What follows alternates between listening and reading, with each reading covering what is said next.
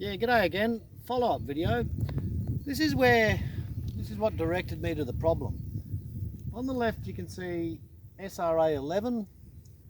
That's where plants were cut out. You can see this is going to 2-year-old over here. But this is where the plants were cut out. And you can see its patches all get out. You can see there's plenty of water on the ground as well.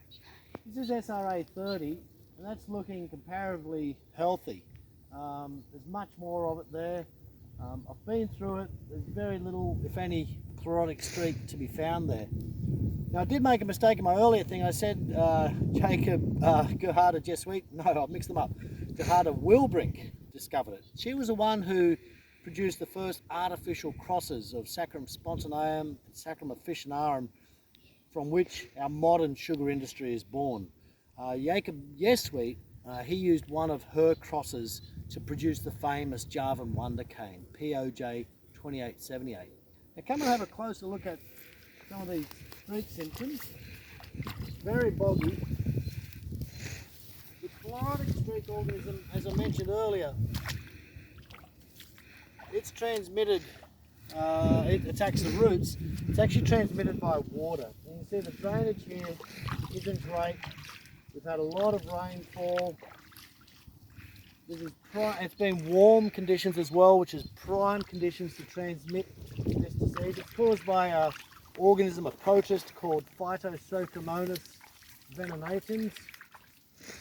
And when I'm walking in here, I see, the first things you see, it's really patchy. The chlorotic streak can actually kill cane, and so oftentimes highly infected stools will actually die. If I come to this particular stool here, I don't have to look hard. There we have that chlorotic streak symptom as well. Now the other question, we know that this is where the plants that we're just looking at came from originally. So let's go through these plants.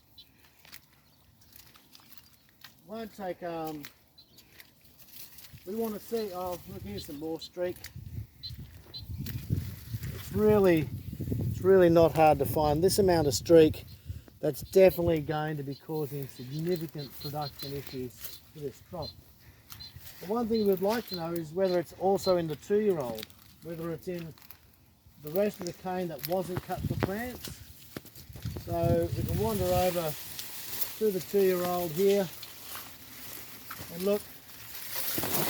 It didn't take me long at all. I just walked in here. There's a 2-year-old and it's completely riddled with smut. Let's not making this up, we're just having a look as we go.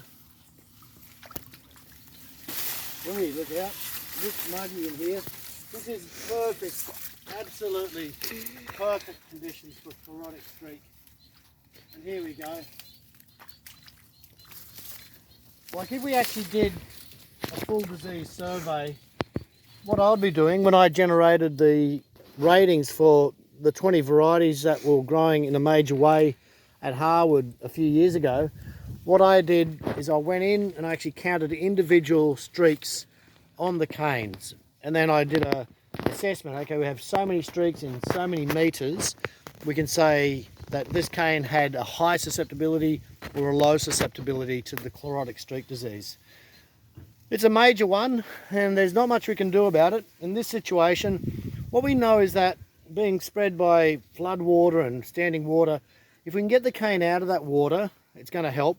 And one thing I discovered is that if you have cane on mounds and in the new farming system, if you push the rows out, you have compaction zones where the wheels go, basically the water gets off that ground faster, we find statistically significant less streak in the new farming system than the old farming system. And that's across varieties, across years, across crop classes. When I say crop classes, plant, first return, second return, etc. So chlorotic streak is a major issue. We need to be able to deal with this in the breeding program, and we have to be able to, and we can do that by assessing, for example, the number of the chlorotic streak pathogens present in infected cane between a healthy variety, a resistant variety, and a susceptible variety. And we can do that with modern qPCR methods. That's something I'm really keen to do as well. So we're going to leave it there. SRA11. Yeah, oh, just while we're here, look, more of the rust.